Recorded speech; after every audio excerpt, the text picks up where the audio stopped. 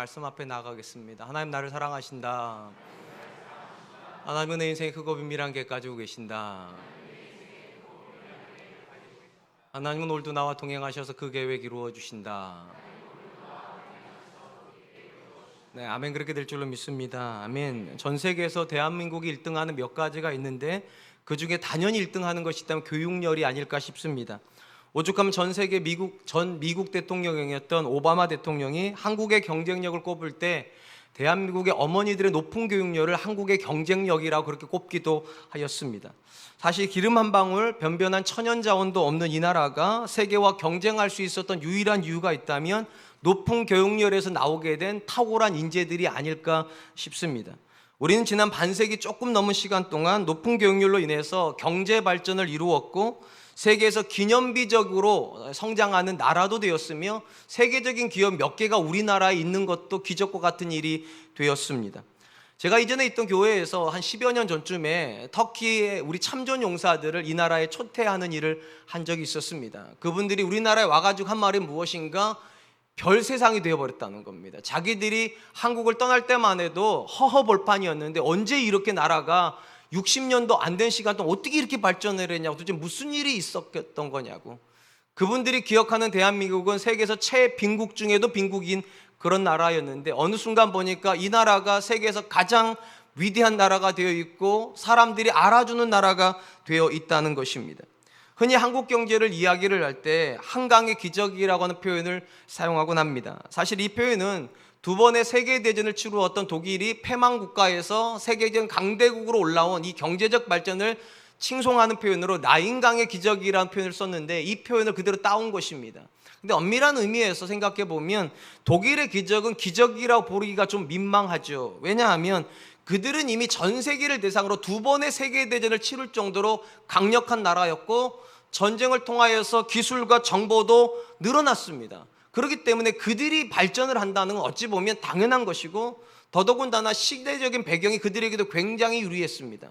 1950년을 전후로 해서 냉전 시대가 열리고 서유럽 국가들이 다 공산화되는 것을 우려해서 미국에서 독일을 전폭적으로 밀어줬죠. 그 당시 이제 서독입니다. 전폭적으로 밀어지면서부터 나라가 성장을 했죠. 그러니까 시대적인 배경과 자기들이 가지고 있던 개인 역량에 의해서 훈풍에 돛단 듯이 그렇게 성장을 해서 독일은 지금의 자리에 서게 된 것입니다. 그러니까 그건 어찌 보면 기적이라기보다는 자연스러운 하나의 과정이라고 보는 것이 옳을 것 같습니다. 상대적으로 대한민국은 어떠했습니까? 일제강점 36년 동안 우린 제대로 된 교육을 받아본 적이 없습니다. 심지어 그 해방이 되고 5년도 채 어간에 갑자기 전쟁이란 게 치러져가 있던 기반적인 시설도 다 날아가 버리는 아무것도 없는 바닥에 떨어졌습니다. 근데 그 나라가 불과 60년, 70년 만에 경제 13위이 되고 거래 양이 13위, 세계 13위에 해당되는 그런 나라가 됐다면 이거야말로 진짜 기적 중에 기적일 것입니다. 분명한 것은 불과 반세기 조금 넘은 시간 동안에 대한민국은 세계 역사에 없는 기록들을 만들어내었습니다. 근데 여기서 곰곰이 생각해 보는 것이 있습니다. 분명히 사회가 높은 교육열로 인해서 다양한 영역에서 발전을 했고 좋아졌는데 과연 이 교육에 의해서 사람도 좋아졌냐는 겁니다. 우리는 흔히 이렇게 생각을 합니다. 좋은 교육을 받으면 사람이 좋아진다고 생각을 하는데 정말로 우리 자녀들이 또 우리 세대가 더 좋은 교육을 받았기 때문에 더 좋은 사람이 되었는가? 이 부분에 대해서 100% 그렇다고 말하는 사람이 몇 사람이나 있겠습니까?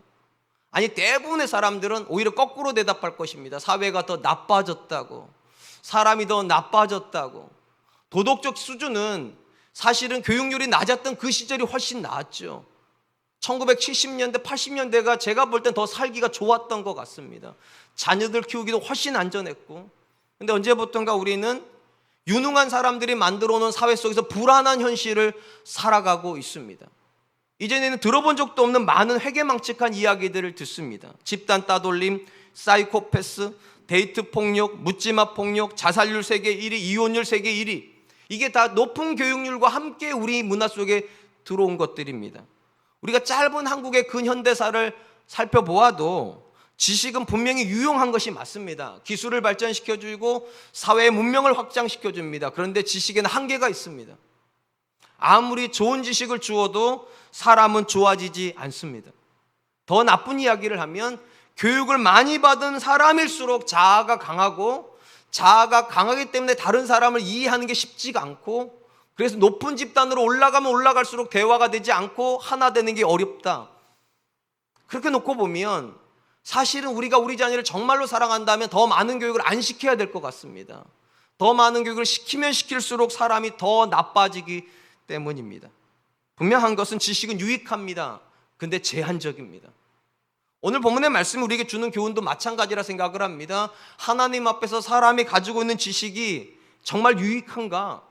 그것이 과연 우리에게 유용한 가치를 가질 만한 건가? 솔로몬의 대답은 아니라는 것입니다.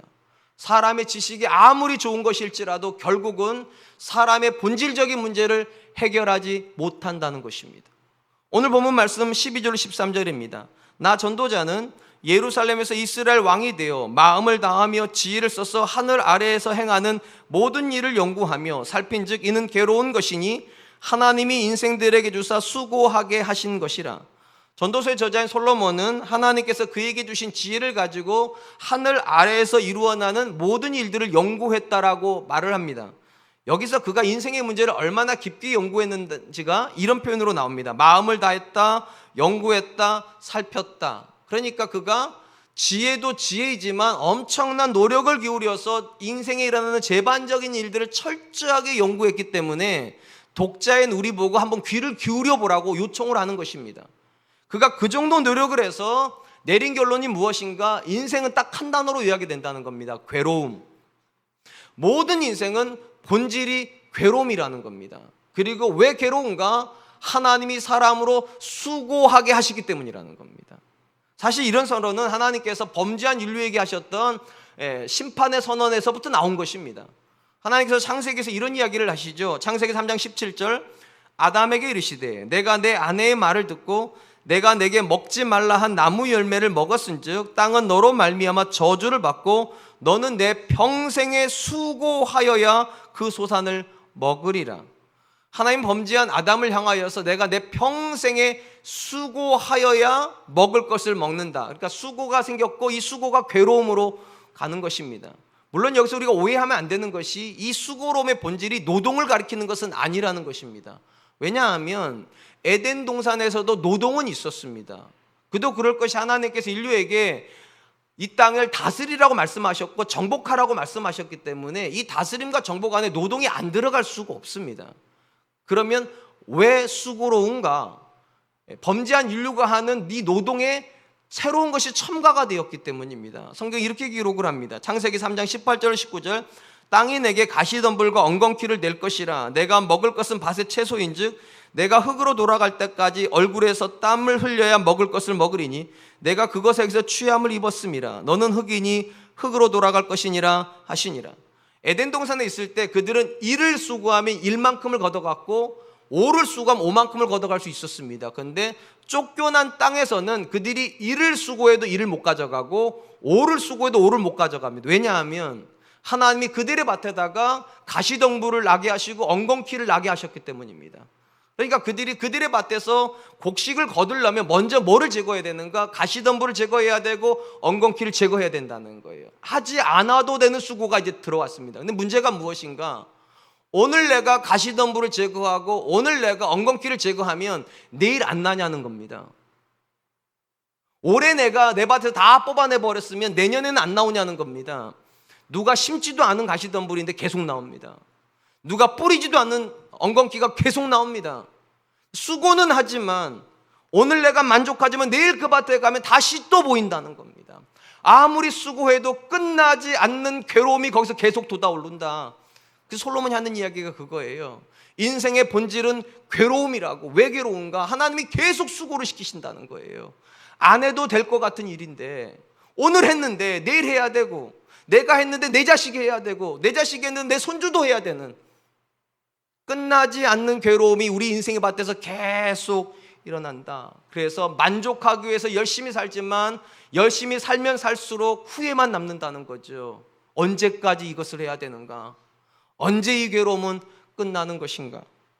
그리스 신화에 보면 시지푸스라고 하는 인물이 나옵니다. 이 시지푸스는 바람의 신인 아이올로스하고요 그리스도의 시준 헬렌이라고 하는, 그러니까 신하고 사람이 결혼을 해서 낳은 사람입니다. 그리고 이 사람은 인류 역사에서 사람 중에 가장 현명하고 신중한 사람으로 알려져 있습니다. 그런데 그는 신들에게는 굉장히 껄끄러운 존재로 알려져 있습니다. 왜냐하면 신들의 추악한 모습을 찾아내가지고 소문을 퍼뜨리는 그런 사람이었기 때문입니다. 그러다가 저승사자이었던, 저승의 신이었던 하데스라고 하는 사람에게 이 사람이 눈총을 받기 시작합니다. 그래서 저승세계로 끌려가요. 거기 가가지고 하데스가 시지프스에게 어마어마한 명령을 하나를 내립니다.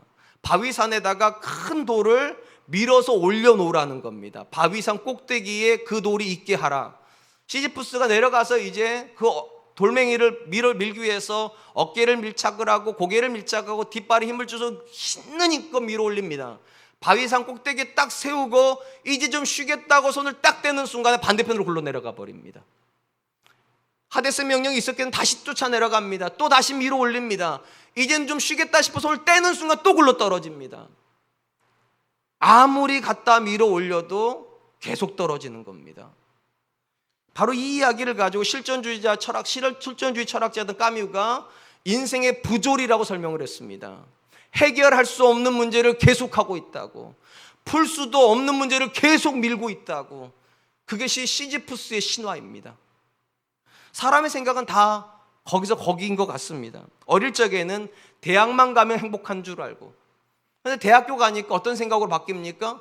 결혼해서 취업만 하면 행복할 것 같고, 취업다고 결혼도 했는데 이번에 어떤 생각이 듭니까? 자녀를 낳아서 초등학교까지는 보내놔야 행복할 것 같고, 초등학교까지 보내놨더니 또 어떤 생각이 듭니까? 그 자녀가 출가를 해야 행복할 것 같고, 출가를 시켜놨더니만 또 어떤 생각이 듭니까? 손주까지 키워놔야 행복할 것 같고.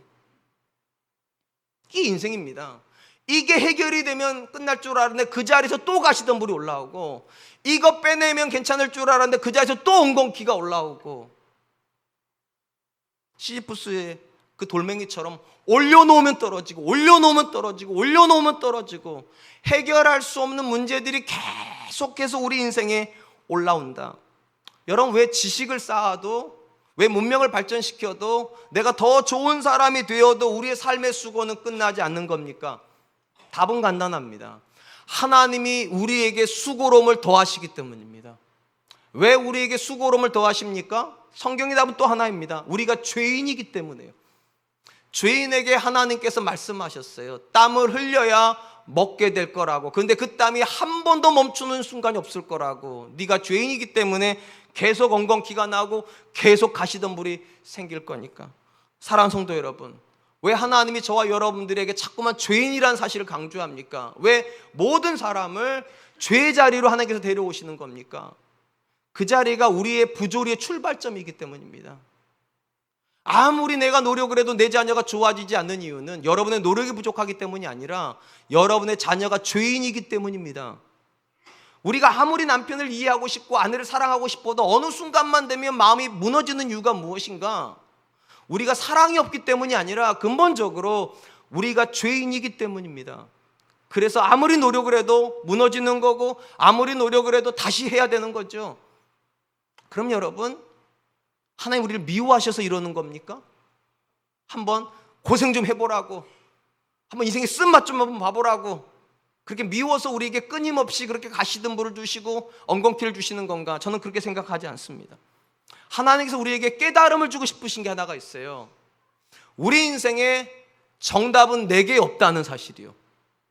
여러분들이 아무리 열심히 살아도 끝나는 지점에서 또 문제를 만나고, 시작된 지점에서 끝이 일어난 줄 알았는데 또 시작이고, 정답이 여러분 안에 없습니다. 그거 가르쳐주고 싶으셔서 하나님께서 됐다 싶을 때 끊임없이 던지시는 거예요. 진짜 됐냐고. 해결됐다 싶을 때 또 던지시고, 이제 좀 쉬겠다 싶을 때 무너뜨려 버리시고, 정답이 우리 안에 없다는 사실을 알려주려고요. 시지프스 신화에 대한 생각을 다시 한번 해보죠. 왜 신인 하데스가 이 시지프스에게 돌멩이를 산 위에 계속 올려놓으라고 그러는 겁니까? 못 올려놓는 건데 왜 올려놓으라고 그러는 겁니까? 답은 간단합니다. 네가 사람 중에 아무리 뛰어나도 너는 인간일 뿐이라는 거예요. 돌 하나를 산 위에 못 세워놓는.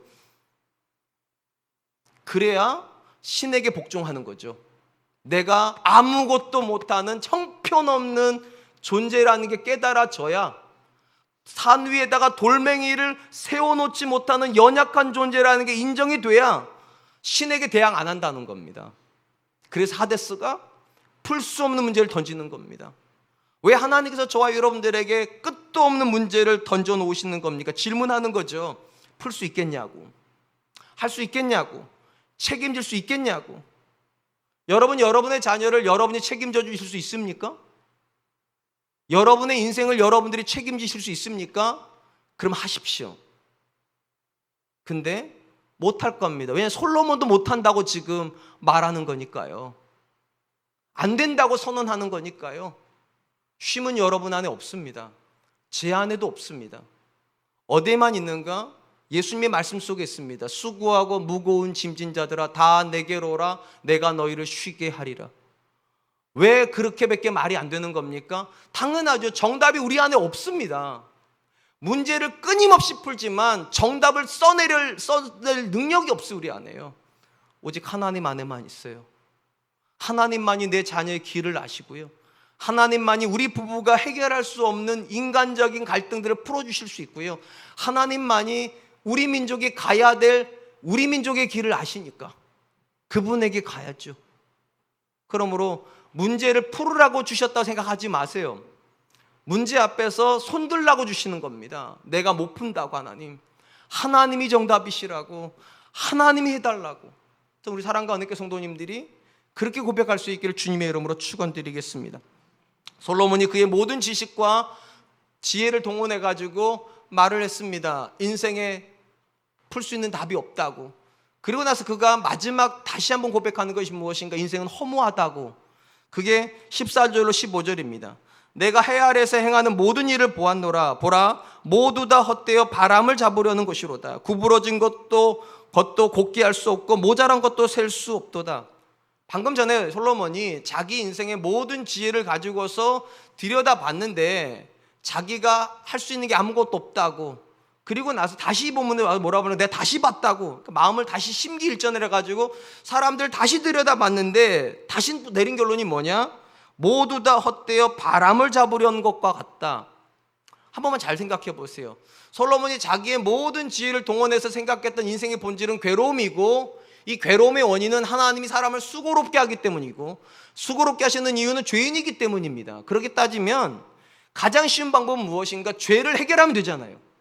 죄를 해결하면 수고로움이 사라질 것이고, 수고로움이 사라지면 괴로움이 사라지잖아요. 그래서 마음을 다시 새롭게 하고 인생을 맞다는 겁니다. 이 죄를 해결할 수 있는가? 근데 내린 결론이 뭔가? 바람을 잡는 것 같다고. 그냥 인생 중에 죄의 문제를 해결할 수 있는 사람이 단 한 사람도 없더라는 겁니다. 답은 알았는데, 죄라는 답은 알았는데 그 유능한 사람이 아무것도 못하더라. 죄 앞에서는. 사람이 얼마나 유능합니까? 하늘에다가 골철덩이를 띄우고 그것도 모자라서 사람도 태우고 짐도 싫잖아요. 저는 기도를 가장 간절할 때가 언제냐? 비행기 탈 때요. 나는 그게 아직도 안 떨어지는 게 너무 신기해요. 그래서 탈 때마다 계속 기도해요. 하나님, 우리 자식들 놓고 왔는데 나 천국 가는 건 괜찮은데 나는 우리 아들들 때문에도 안 되니까 반드시 안전하게. 저는 기차가 달리는 건 그나마 이해합니다. 자동차가 가는 것도 이해합니다. 근데 비행기가 떠 있는 건 아무리 죽었다 생각, 난 이해가 안 돼, 이게요. 제가 아직까지는 잠수함을 안 타봤는데 잠수함 타면 또 기도를 간절할 것 같아요. 난 걔가 왜 거기서 다니는지 모르겠어요. 이게 왜 안 깔았는지, 왜 거기서 안 죽는지, 사람이 분명히 다 밀폐시켜놨는데 어떻게 사람이 사는지 정말 잘 모르겠어요. 근데 참 신기한 건 제가 모르는 것을 풀어내는 수많은 인간들 있죠. 위대한 인간들입니다. 사람의 생각으로 어떻게 그런 생각을 해낼 수 있을까? 그 대단한 인간이 놀랍게도 절대적으로 무능한 영역이 있다는 겁니다. 아무도 못 푸는 영역. 죄는 아무도 못 풀더라는 겁니다. 솔로몬이 보니까 아무리 깨끗해도 인간의 죄가 들어가 있고요, 아무리 많이 배워도 그 죄를 뽑아낼 수 있는 사람이 없더라. 그래서 허무할 뿐이라고. 바람을 잡는 것과 침배가 없다고. 여러분, 분명한 것은 사람이 죄에 대해서 무능하다는 것은요, 우리 안에 있는 죄를 뽑아내지 못한다라고 하는 무능함을 말하는 겁니다. 1차적으로는 절대 무능입니다. 죄인으로 태어났지만 스스로 자기를 깨끗하게 못한다. 이게 절대 무능이고요, 현실적인 무능이 또 하나가 있습니다. 죄를 모르고 죄를 짓는 사람은 없고 죄인 줄 알고 죄를 짓는 문제입니다. 그게 현실적 무능입니다. 차라리 죄를 모르면 가르쳐주면 되잖아요. 이게 죄라고. 그리고 그 죄의 결과를 모르면 보여주면 되잖아요. 그 죄를 지면 이렇게 되는 거라고. 근데 보기도 했고 그게 잘못된 것도 아는데 어김없이 사람은 그 짓을 또 한다는 겁니다. 이게 현실적 무능이에요. 성경에서 이 현실적 무능을 가장 잘 보여주는 사람이 누구인가? 아이러니하게도 이 전도서를 쓰고 있는 솔로몬입니다. 솔로몬이 성경에서 3권의 책을 기록했다고 알려져 있습니다. 우리가 보고 있는 이 전도서도 그렇고 잠언도 그렇고 아가서도 다 솔로몬이 쓴 책입니다. 나이 순서대로 따지면 가장 젊었을 때 쓴 책이 아가서일 거라고 보죠. 사랑에 대한 이야기니까. 그 다음에 중년에 쓴 책이 잠언일 거라고 보고 노년에 쓴 책이 이 전도서일 거라고 봅니다. 2개 책은 차지하고요. 중년의 때에 아버지가 아들에게 주는 교훈이 잠언입니다. 이 잠언에서 가장 많이 나오는 교훈이 혹시 뭔지 아세요? 여자를 조심하라는 겁니다. 여자를. 솔로몬의 생각은 이겁니다. 한 남자의 인생을 살리기도 하고 망하기도 하고 그 집안을 세우기도 하고 무너뜨리기도 하는 건 다 남자가 하는 게 아니라 여자가 하는 거라는 거예요. 누구를 만나느냐에 따라서 전혀 다른 인생을 살게 된다. 음녀를 만나면 옷이 다 벗겨지는 뿐만 아니라 자식까지 패가 망신한다는 겁니다. 근데 지혜롭고 현숙한 여자를 만나면 좋은 옷을 입을 뿐만 아니라 마을에서도 유명해지고 가문이 든든하게 선다고. 그리고 솔로몬이 하는 얘기 그겁니다. 음녀를 피하고 현숙한 여인을 사랑하라고. 이게 아버지 솔로몬이 주고 있는 이야기입니다. 근데 참 아이러니가 뭔지 아세요? 그래놓고 자기 집에다가 1000명의 여자를 데려다 놓은 사람이 솔로몬입니다. 아들한테 음녀를 피하라고, 음녀 때문에 망한다고 그렇게 이야기를 해놓고서는 자기 집에다가 1000명의 음녀를 데려다 놓는 게 인간입니다. 모르기 때문입니까? 그게 잘못됐다는 걸 모르기 때문입니까? 아는데 못 산다는 겁니다.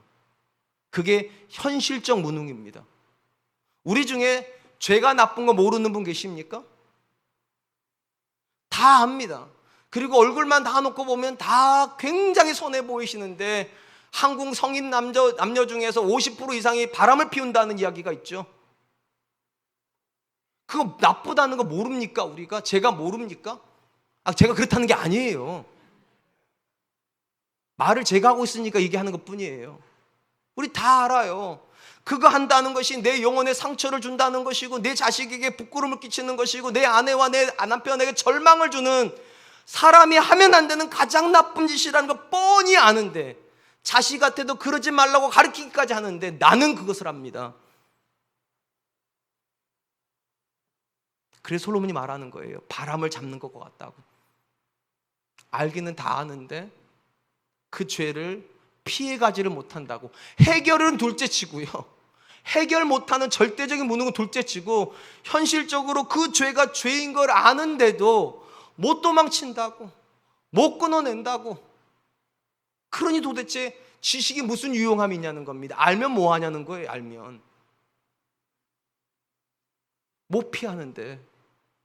사랑하는 성도 여러분, 자녀를 키우면서 언제 가장 속상하셨습니까?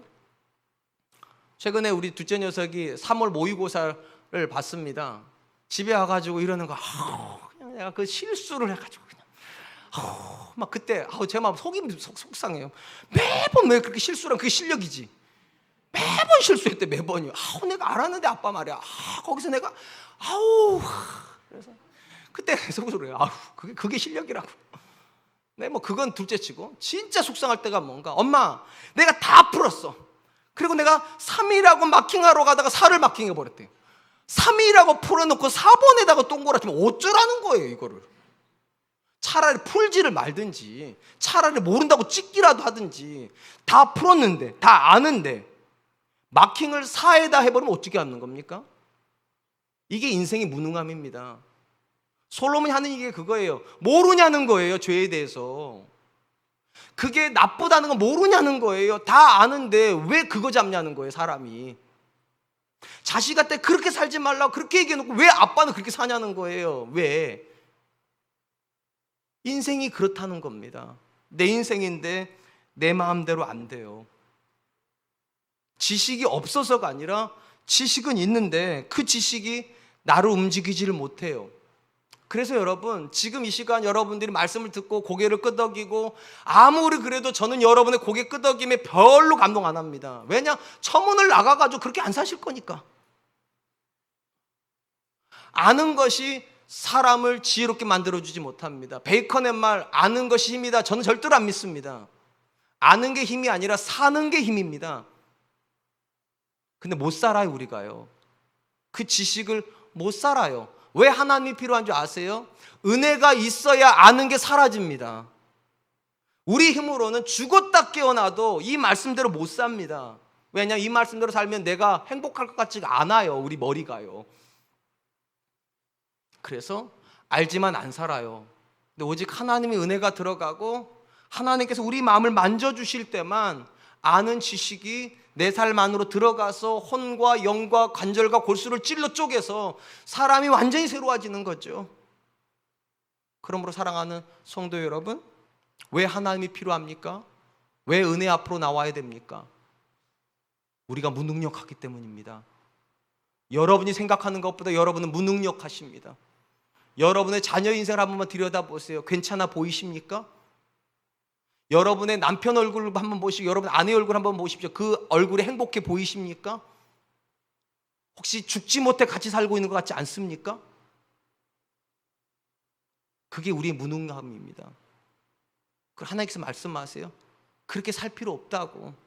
얼마든지 서로에게 행복을 주면서, 얼마든지 서로에게 기쁨을 주면서, 얼마든지 서로에게 위로를 주면서 살 수 있다고. 근데 그것이 여러분 안에, 제 안에 없어요. 하나님 안에만 있어요. 그래서 하나님 말씀하시는 거라고요.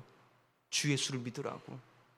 우리 사랑과 은혜교회 성도님들이 하나님께 내 인생에 정답이 있음을 인정할 수 있었으면 좋겠습니다. 그리고 하나님의 은혜가 있어야지만 나도 내 가족도 내 자녀도 새로워질 수 있다는 이 본질적인 고백 앞에 맞습니다 주님, 주님이 필요합니다 고백하는 사람들 되었으면 좋겠습니다. 그렇다면 여러분, 이처럼 무능력하고 그리고 아무것도 할 수 없는 저와 여러분들에게 왜 하나님께서 지혜를 주시는 것입니까? 오늘 말씀 16절로 17절입니다.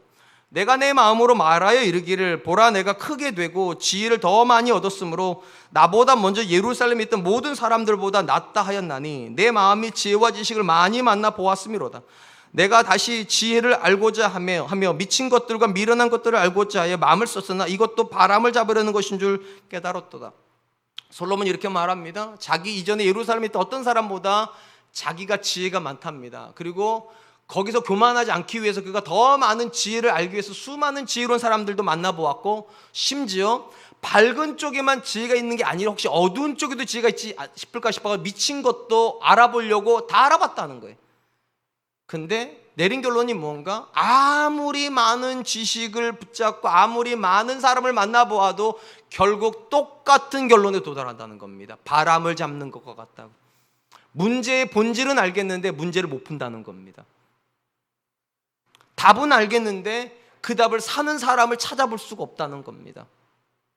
그러면서 그가 우리가 지혜로워지면 행복해질 거라고 착각하는 사람들에게 쐐기를 박습니다. 18절 말씀, 지혜가 많으면 번뇌도 많으니 지식을 더하는 자는 근심을 더하느니라.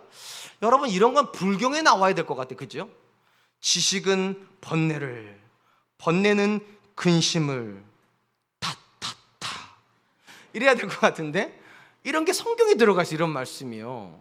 굉장히 난해합니다. 왜냐하면 인간의 지식이, 사람이 만들어내는 지식은 사람을 불행하게 만든다. 그럼 우리 동의가 돼요. 근데 솔로몬이 말하는 지혜는 여호와를 경외하는 자에게 주신 하나님의 신적인 선물입니다. 그러면 하나님의 신적인 선물을 받은 사람은 번뇌 대신에 기쁨으로, 근심 대신에 감사로 가야 될 것 같은데 이 지혜가 오히려 사람을 번뇌하게 만들고 이 지혜가 오히려 사람을 근심하게 만든다. 그럼 왜 하나님 믿는 겁니까? 더 많이 근심하는데, 더 많이 번뇌하는데. 우리가 이 말씀을 이해하려면은 사도 바울의 고백을 조금만 이해하면 금방 이해하게 됩니다. 사도 바울이 로마서에서 이런 고백을 하죠. 로마서 7장 9절 말씀, 전에 율법을 깨닫지 못했을 때에는 내가 살았더니 계명의 이름에 죄는 살아나고 나는 죽었도다. 우리가 잘 아는 대로 사도 바울은 예수를 만나기 이전에도 성경을 읽었던 사람입니다. 그가 성경을 예수님 만나기 전에 읽을 때는 그는 늘 자기가 의롭다 생각을 했습니다. 엄청나게 대단한 사회라고 생각했기 때문에 교회를 핍박까지 하고 다녔죠. 근데 예수 그리스도를 만나고 은혜를 경험하자 그가 율법을 깨달았다 말을 합니다. 이제 그냥 읽었던 율법을 깨닫게 되자 놀라운 일이 벌어지기 시작했습니다. 똑같은 말씀 앞에서 이전에는 자기가 잘났다 생각했는데 깨달아지자 자기가 너무 죄인처럼 느껴진다는 겁니다. 이전에는 의기양양했는데 이제는 죽을 것 같이 힘들다고, 하나님 앞에서 내가 너무 못난 것 같아서. 은혜를 모를 때는 내가 살았는데 은혜를 알고 나니까 내가 죽을 것 같다고. 솔로몬이 지금 똑같은 이야기를 하는 겁니다. 하나님께서 지혜를 주시면 뭐를 깨닫게 되는가? 내가 참 대단한 사람인가를 깨닫는 게 아니라 지혜가 오면 올수록 내가 너무 못난 사람이구나. 나 때문에 내 남편이 너무 고생한다. 나 때문에 내 자식들이 너무 고생한다. 나 때문에 내 남편이 너무 고생하고 내 아내가 너무 고생한다. 이게 깨달아진다는 겁니다. 그래서 번뇌가 많아지고 근심이 많아진다고. 제가 우리 교회 와가지고 이 말씀을 깨달았다니까요. 저는 제 아내가요, 저한테 한 번도 당신 고생 많아 이런 얘기 들어본 적이 없어요.